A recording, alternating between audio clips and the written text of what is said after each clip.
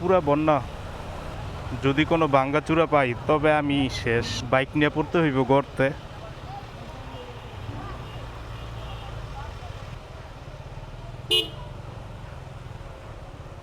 নৌকা চলতে পারবো এইখানে, এত পানি জমছে।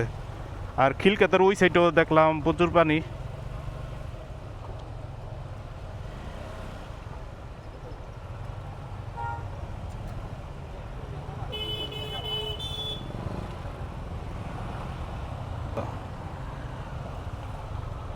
এইখানকার মানুষ অনেক কষ্টে আছে, বোঝা যাইতেছে। আর বৃষ্টি হয়েছে সকালে, কিন্তু এখনো পানি কত। ভাই ভাই, সাইড লন সাইড লন, একটু সাইড পাইলাম, চইলা যাই সামনে। একটা রিক্সা আটকাইছে গর্তের মধ্যে, মনে হয় পড়ছে। আমার ক্যামেরা অনই থাকবো। লা, লা, লা, লা।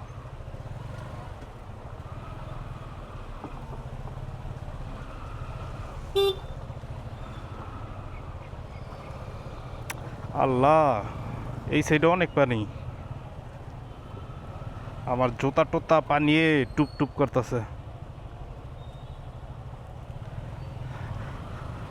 গাইস, গাড়ির সমান হইয়া গেছে পানি, একদম গাড়ির লেভেল।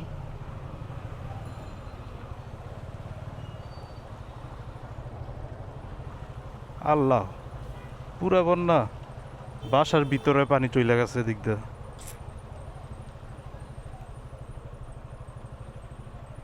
ভাই এদিক দিয়ে কি ভাঙ্গা আছে?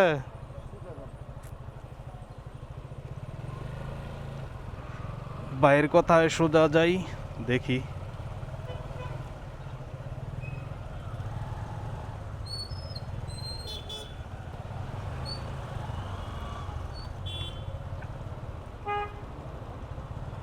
ভাই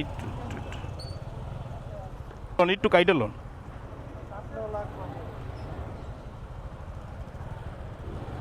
হ্যাঁ দেন, আল্লাহ সামনে দেন, সামনে দেন।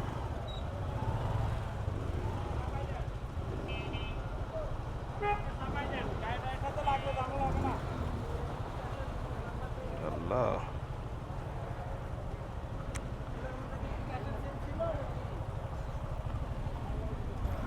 এখন এদিক দিয়ে আইসা ফস্তাইতেছি, কারণ আমার ওই দিক দিয়েই ভালো ছিল, আশিয়ানার বৌরার রাস্তা। আল্লাহ, ও মাই গড, এন তো অনেক পানি।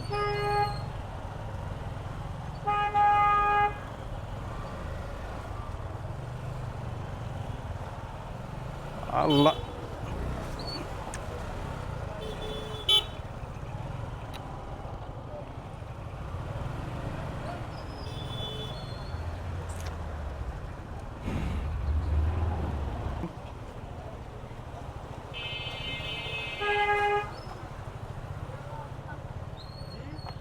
আল্লাহ বাঁচাইছে। আমার প্যান্ট, আমার জুতা টোতা পুরাই এই দিক দিয়ে ফুটি ফুটি। বৃষ্টিও শুরু হয়ে গেছে, যদি বৃষ্টি নামে এই জ্যামের মধ্যে নির্ঘাত ভিজতে হইব, আর কোনো উপায় নাই। আমার ক্যামেরাটাও ভিজবো। আর আমি চরম একটা বোকামি করছি, আশিয়ানার বৌরার ওই রাস্তাটা না যাইয়া এই রাস্তাটা কেন আসলাম। আমি ভাবছি যে এই রাস্তা অনেক ভালো, কারণ ওই রাস্তা এমনি ভালো কিন্তু কাদা অনেক। কিন্তু এই রাস্তায় আইসা চরম একটা বোকামির কাজ করলাম। কিছু ফিটে উঠে গেলাম, দিকটা বৃষ্টিও শুরু হয়ে গেছে। সন্ধ্যার টাইম তো, 5টা 14 বাজে, তাই গাড়ির অনেক চাপ দেখা যাইতেছে 300 ফিটে, কারণ সবাই বাসার উদ্দেশ্যে যাইতেছে। আর